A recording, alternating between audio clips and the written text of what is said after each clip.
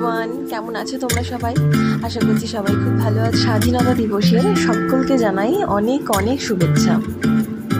ওমতে কাছে সকালবেলা ব্রাশ করে পুরো ফ্রেশ হয়ে গেছে, আর ওর বাবা বললো আমি লেখাগুলো করিয়ে দিচ্ছি, যেহেতু একটু পরেও ক্লাবে চলে যাবে।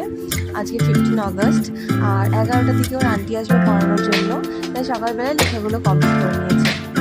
বাড়িতে যত গল্প, এই যে আমার সাথে এখন হাজার রকমের কথা বলছে, কিন্তু বাইরের কোনো মানুষ কোনো কথা জিজ্ঞাসা করে একটা কোনো কথারই উত্তর দেয় না ও, অথচ বাড়িতে এত বকবক করে। বাইরে সবাই তো ভাবে ও মানে কত শান্ত, অথচ ও যে কত দুরন্ত এইগুলো দেখে সবাই বুঝতে পারবে। আগের বছরের ব্যাচটা ছিল, সেটাই বার করে দিলাম, ওর বাবা এখন ওটা করিয়ে দিচ্ছে। দুজনেই রেডি হয়ে গেছে, ও দিদির এপাশে রেডি হয়ে চলে এসেছে একসাথে যাবে বলে।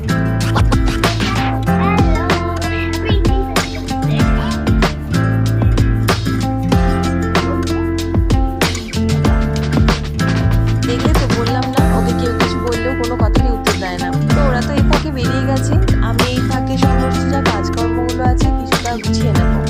আগেই গাছে জল দিচ্ছি, বিগত কয়েকদিন ধরে আমি গাছে সেরকমভাবে জল দিচ্ছি না, যা বৃষ্টি হচ্ছে ওতেই গাছের জলটা মোটামুটি হয়ে যায়। কিছু জামা কাপড় জমেছিল, ওগুলো কেচে নিচ্ছি।